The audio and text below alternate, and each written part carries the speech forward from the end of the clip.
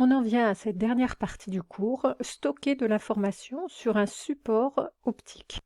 Donc ici on a un CD, quand on zoome sur le CD, on voit qu'en fait il est constitué de quoi? Il est constitué de petites alvéoles, plus ou moins longues. Donc ces alvéoles, c'est des petits creux.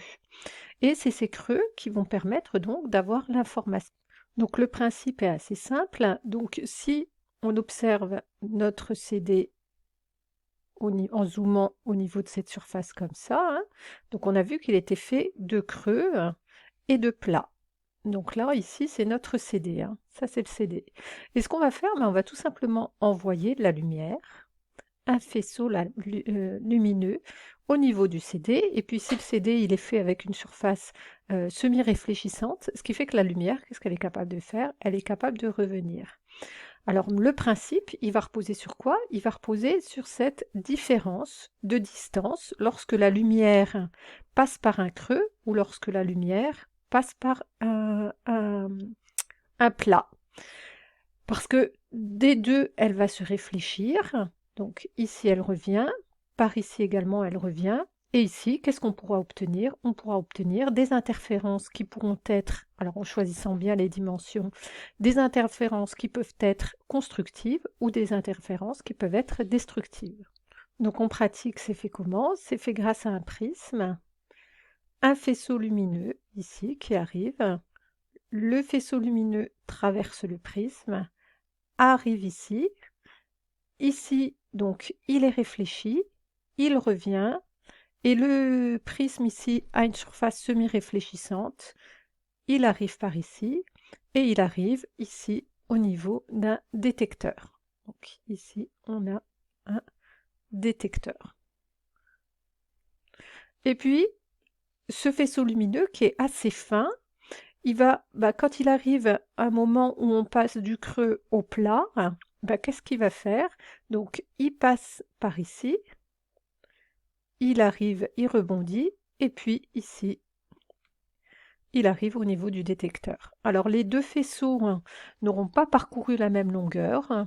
On voit que le premier faisceau aura parcouru une longueur supérieure. Si ici, j'appelle H la hauteur du creux, on voit que le premier faisceau aura parcouru une longueur supplémentaire de 2h.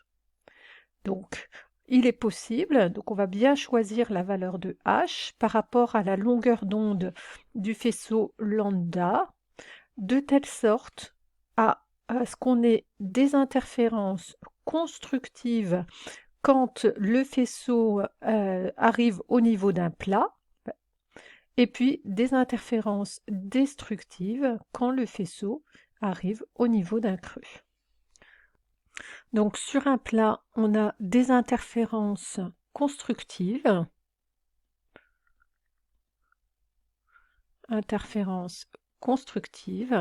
et puis à ce niveau-là, on sait que l'intensité lumineuse, elle est comment?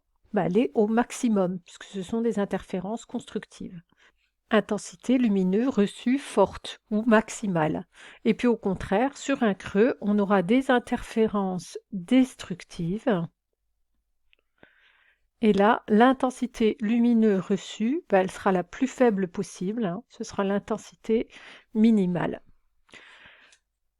C'est ce qu'on a dit, le creux est construit pour que la différence de marche entre les rayons réfléchis entre le creux et les rayons réfléchis sur le bord du creux corresponde à une demi-longueur d'onde. Alors pourquoi est-ce qu'on va choisir une demi-longueur d'onde? Ça, on l'a vu dans le chapitre sur les interférences.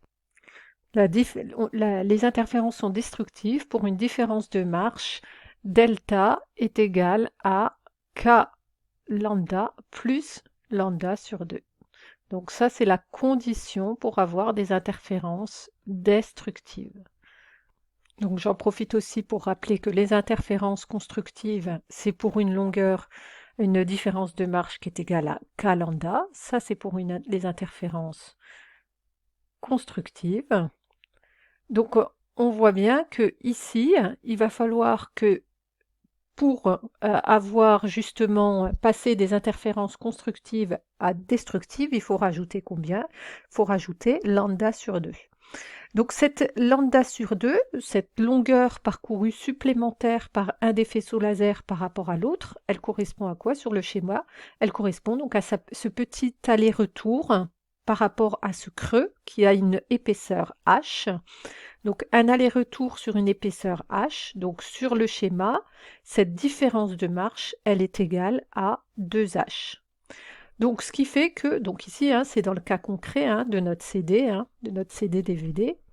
Donc pour notre CD-DVD, la différence de marche est égale à 2h, donc on choisira, on fera en sorte que 2h soit égal à lambda sur 2. Donc on choisira une épaisseur h qui vaudra lambda sur 4. Et si on respecte cette condition-là, alors on aura bien et des interférences constructives quand on est au niveau du plat et des interférences destructives quand on est au niveau du creux. Alors tout ça doit être traduit en langage binaire. On pourrait imaginer que au creux, par exemple, correspondrait le numéro 0, et puis au plat correspond le numéro 1. Concrètement, c'est pas comme ça que ça va se faire. La façon la plus intéressante pour stocker les informations le plus facile, ce sera plutôt les changements.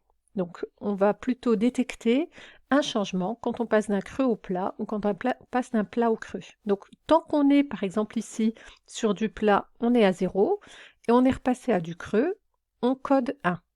Du creux, on est repassé au plat, on code 1. Du plat, on est repassé au creux, on code 1.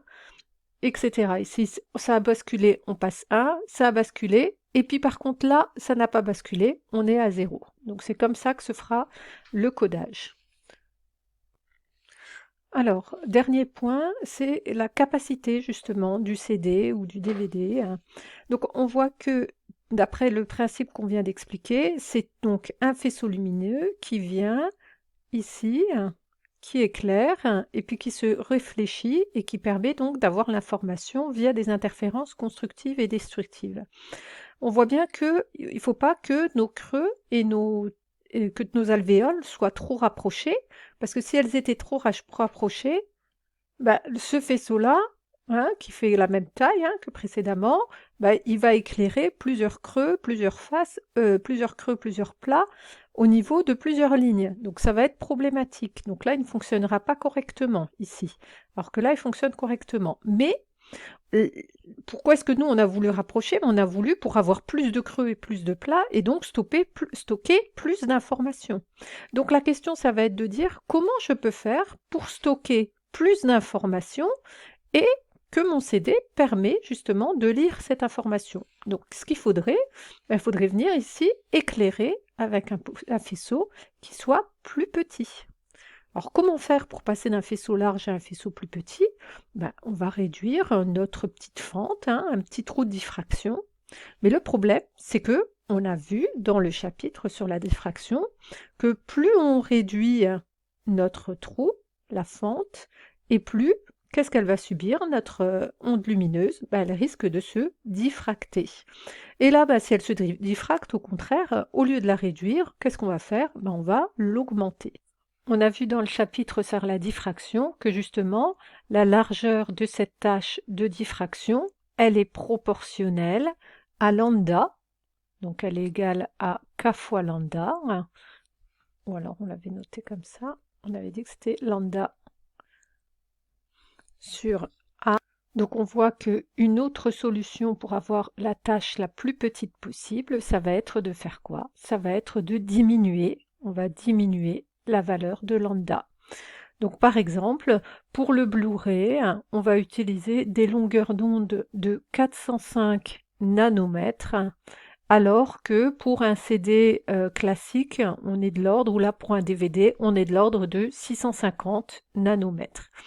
Eh bien là, on va se retrouver donc pour le Blu-ray dans ce cas de figure avec des alvéoles très très serrées et ça va nettement augmenter la capacité de notre CD. Parce que si pour un CD avec une longueur d'onde de 700 nanomètres, donc là c'est pour le CD, il permet de stocker 700 mégaoctets, donc là c'était 780, il permet de stocker 700 mégaoctets. Le DVD avec une longueur d'onde de 650 nanomètres permet de stocker 4,7 gigaoctets. Et le Blu-ray, lui, il permet de stocker, là vous voyez qu'on a beaucoup diminué la longueur d'onde, il permet de stocker 25 gigaoctets. Donc c'est ce qu'on a noté dans la dernière partie, hein.